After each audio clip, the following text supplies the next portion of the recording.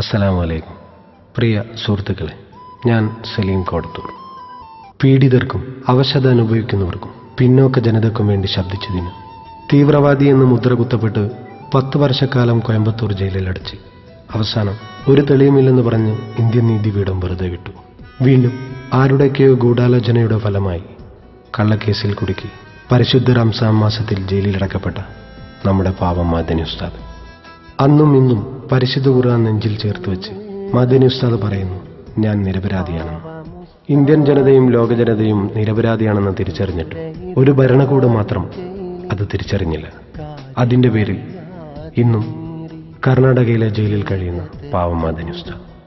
ആ ഉസ്താദിന്റെ നല്ല വാക്കുകളും നന്മകളും മനസ്സിൽ സൂക്ഷിക്കുന്നു. നിങ്ങൾക്ക് മുന്നിൽ ഞാൻ എത്തുകയാണ് ഉസ്താദിനെ കുറിച്ചുള്ള കുറച്ച് നല്ല ഗാനങ്ങളുമായി. ഇതൊരിക്കലും ഒരു സാമ്പത്തിക ലാഭത്തിന് വേണ്ടിയല്ല, അതുമല്ലെങ്കിൽ ആരെയും പ്രീതിപ്പെടുത്താനുമല്ല.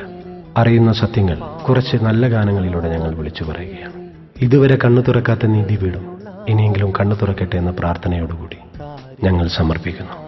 ഹനി പൊന്നും കല്ലു ആശിക് പ്രസൻസ്. ജീവൻ തരാം മദനിയെ തരൂ. പേര് പാവമുസ്താദു പേര് ദൂരെ ഇരുളാർന്ന ജയിലിൽ കാര്യമറിയാതെ നീറി ചെയ്ത തെറ്റെന്ത് ചതിയല്ലേ കൂട്ടരേ, തൊഴിലേറ്റുന്ന നെറികേട് മാറ്റണേ.